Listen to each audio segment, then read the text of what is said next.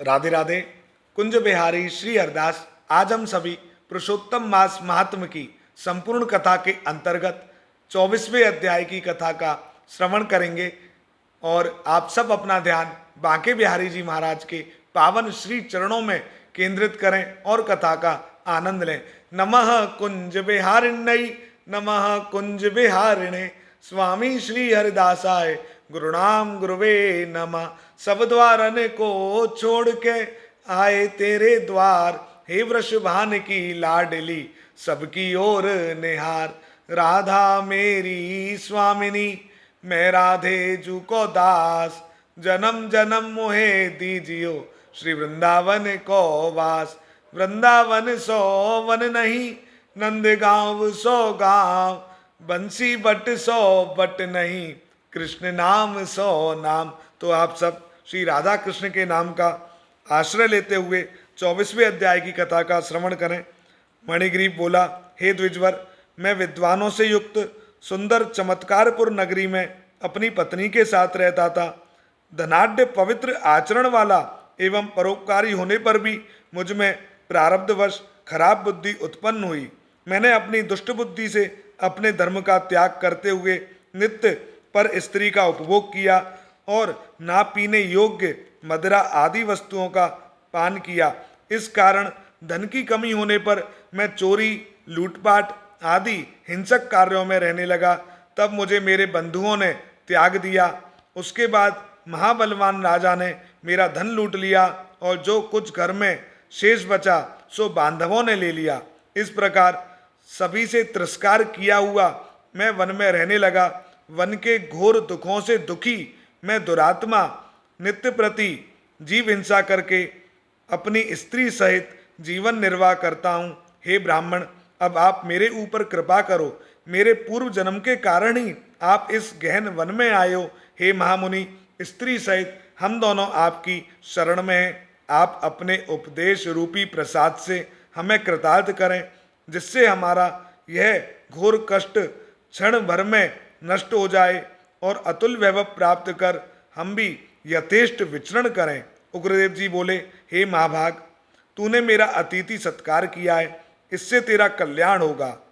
बिना व्रत, बिना दान और बिना तीर्थ के भी तेरा दारिद्र्य नाश होगा, ऐसा मैंने निश्चय किया है। इस माह के आगे अब जो तीसरा माह आएगा वह पुरुषोत्तम मास है। अतः तुम दोनों स्त्री पुरुष यत्न से पुरुषोत्तम भगवान की प्रसन्नता के लिए दीपदान करना, जिससे तेरी महान दरिद्रता जड़ से नष्ट हो जाएगी। तिल के तेल से दीपदान करना, ऐश्वर्य होने पर घी से करना। इस समय वन में रहते हुए तेरे पास इन दोनों में से कुछ भी नहीं है। हे मणिग्रीव, पुरुषोत्तम मास में तू स्त्री सहित हिंगोट के तेल से दिया जलाना। पहले इस तालाब में स्त्री सहित स्नान करना, फिर दीपक जलाना। तेरे अतिथि सत्कार से प्रसन्न होकर मैंने वेद द्वारा प्रतिपादित यह उपदेश स्त्री सहित तुम दोनों को दिया है। बिना विधि के करने वाले को भी लक्ष्मी की प्राप्ति होती है, और यदि विधि विधान से करे तो उसका कहना ही क्या है। वेद में कहे हुए कर्म और नाना प्रकार के दान पुरुषोत्तम मास के दीपदान की 16वीं कला की बराबरी भी नहीं कर सकते। संपूर्ण तीर्थ, सब शास्त्र, योग, ज्ञान, सांख्य, संपूर्ण तंत्र शास्त्री, चंद्रायण आदि समस्त व्रत, वेद का स्व अध्याय, गया श्राद्ध और गोमती नदी के तट का सेवन, हजारों सूर्य चंद्र ग्रहण, सैकड़ों व्यतिपात योग आदि तथा क्षेत्रों में श्रेष्ठ कुरुक्षेत्र आदि और दंडक आदि उत्तम वन भी पुरुषोत्तम मास के दीपक की 16वीं कला को प्राप्त नहीं कर सकते। हे वत्स, यह दीपदान धन्य दान को बढ़ाने वाला, पशु, पुत्र, पौत्र, यश, वैभव आदि का दान देने वाला अत्यंत गुप्त है। यह चाहे जिस किसी को नहीं कहना। बांझ स्त्री के बांझपन को दूर करने वाला, स्त्रियों को सुहाग देने वाला और राज्य से छूटे हुए को राज्य का देने वाला, मनुष्यों की अभिलाषा को पूर्ण करने वाला। यदि कुमारी कन्या इस व्रत का अनुष्ठान करे तो उसे दीर्घ आयु वाला और सर्वगुण संपन्न पति मिलता है।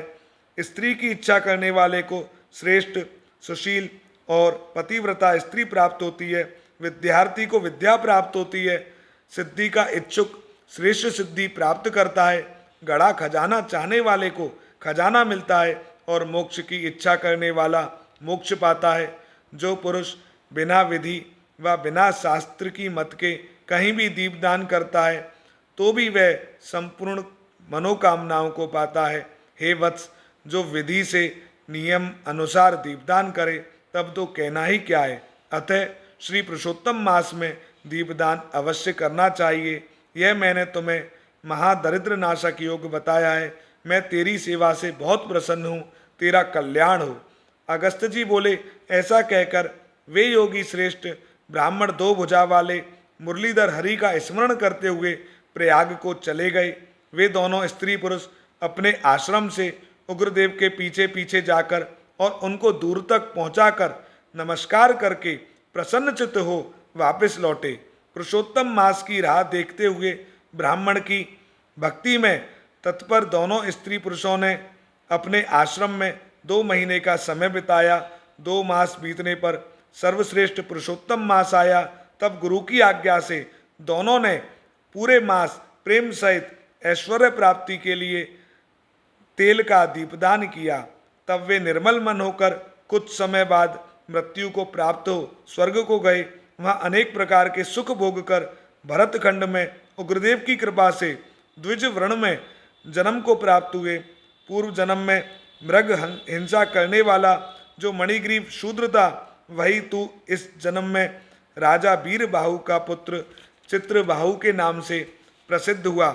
इस समय जो तेरी चंद्रकला नाम की पटरानी है, वह पूर्व जन्म में सुंदरी नाम की तेरी स्त्री थी, जो पतिव्रता होने के कारण अब तेरी अर्धांगिनी हुई है। क्योंकि पतिव्रता स्त्री पति के पुण्य का आधा भाग ले लेती है। श्री पुरुषोत्तम मास में हिंगोट के तेल के दीपदान करने से तुझे निष्कंटक राज्य मिला है। जो पुरुष पुरुषोत्तम मास में घी या तिल के तेल से अखंड दीपदान करते हैं तो फिर उनका कहना ही क्या है। पुरुषोत्तम मास के दीपदान का निसंदेह यही फल है। जो उपवास आदि व्रत करते हैं तो फिर और भी ज़्यादा फल मिलता है। वाल्मीकि जी बोले, इस प्रकार अगस्त जी राजा चित्रबाहु से उसके पूर्व जन्म का चरित्र कह तथा उनसे अभिनंदित हो अक्षय आशीर्वाद देकर अपने आश्रम को चले गए। बोलिए श्री बांके बिहारी लाल की जय। तो आज हम सभी ने पुरुषोत्तम मास में जो दीपदान का विशेष महत्व है उसके बारे में कथा का श्रवण किया है। यदि अभी तक आपने दीपदान शुरू नहीं किया हो तो अपने घर में आसपास जो भी मंदिर हो वहाँ पर दीपदान अवश्य करें। श्री बांके बिहारी जी महाराज की असीम अनुकंपा आप सभी पर सदैव बरसती रहे और आपके हृदय में भक्ति रूपी दीपक सदैव जगमगाता रहे, ऐसी प्रार्थना में बांके बिहारी जी महाराज के श्री चरणों में करता हूँ। श्री कुंज बिहारी श्री हरदास।